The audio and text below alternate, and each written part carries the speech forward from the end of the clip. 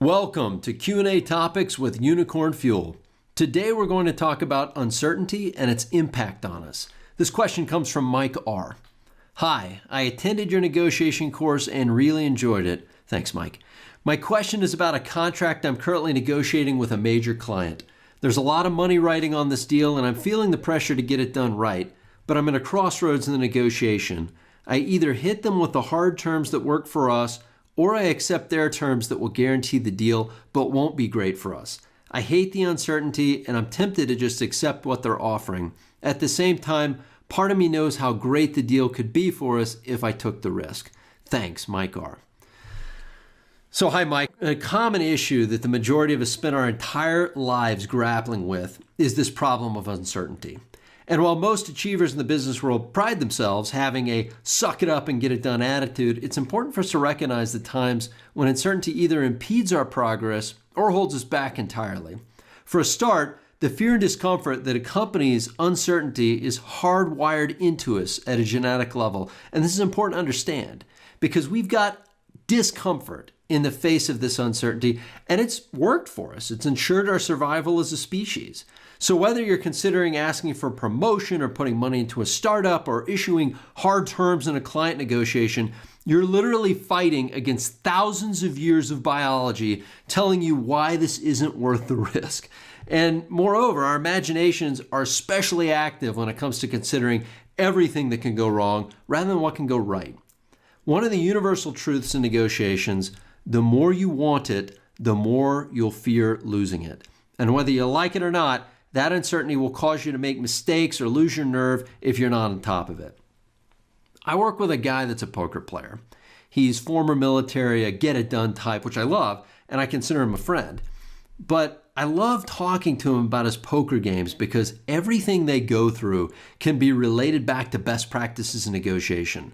There's this point in a game of poker where the players are what they call in the money. This is when enough players lose their chips and are out of the game that everyone else will get at least their initial investment back from the game. For example, let's say there's 100 people playing a game of poker and the entry fee is $50. At the point when, say, 90 people are out of the game, then the remaining 10 players will get paid at least $50 for their placement in the game. But right before that happens, there's a world of opportunity for the players that know what they're doing, because everyone wants to be in the money. It's not only a prestigious place to be in front of your peers, but it ensures you get your money back. Something that's very important, especially if you're married and your spouse is watching.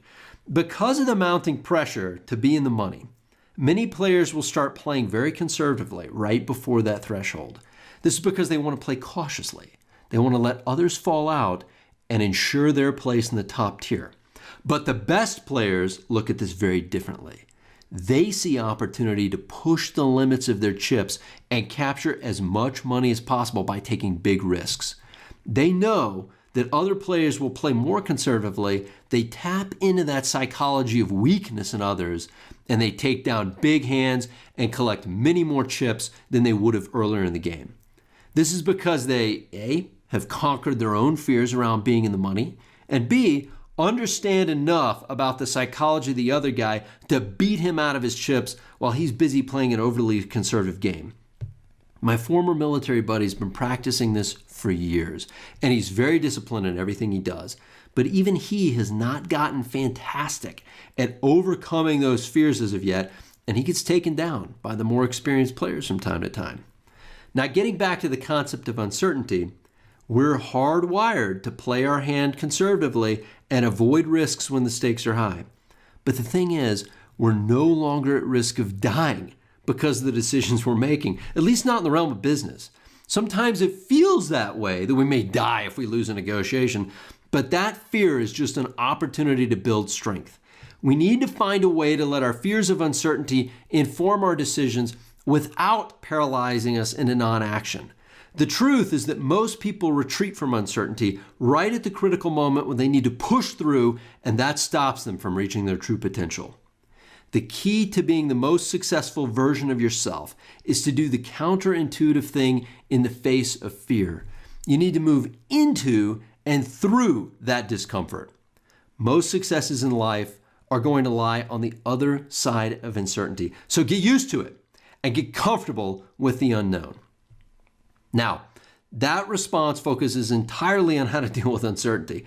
I don't have the specifics of your situation in this negotiation, Mike, but I'm sure you won't be surprised to hear I think you should push through that uncertainty and negotiate what is right for your company. Remember, fortune favors the bold. Never settle for bad terms when you're one slightly painful moment away from the victory.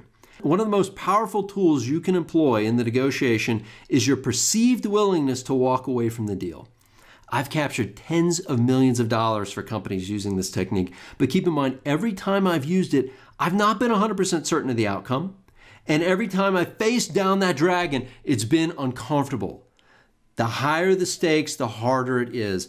And sometimes, to be honest, the technique failed.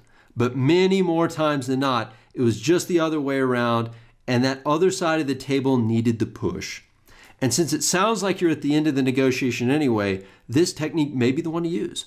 So my advice to you is this: make sure this is the last point of contention in the negotiation. Make sure they agree that's the case and push for the terms you need. Tell them this is a showstopper and be prepared to walk away. If they're emotionally invested in the outcome, then they'll not let you walk. Instead, it will demonstrate that you're serious, and they will either give you 100% of what you need, or they will propose another concession that's better than where you are now. Strive to overcome the fear that's holding you back and how this feels at a personal level. Because yes, this is a negotiation with a specific client, but it feels very personal. This is your life, and these are your successes, and it's very heavy, it's very daunting. Contrary to what The Godfather would have you believe, there's no such thing as things that are strictly business. This is very personal, and it feels very personal. And while none of us are immune to the fear of the unknown and the impact of uncertainty, your success depends on your relationship with that uncertainty. See, the uncertainty will never go away. It's like a hurdle that you just get better and better at when it comes to jumping over it. And fortune favors the bold, so never stop jumping the hurdles.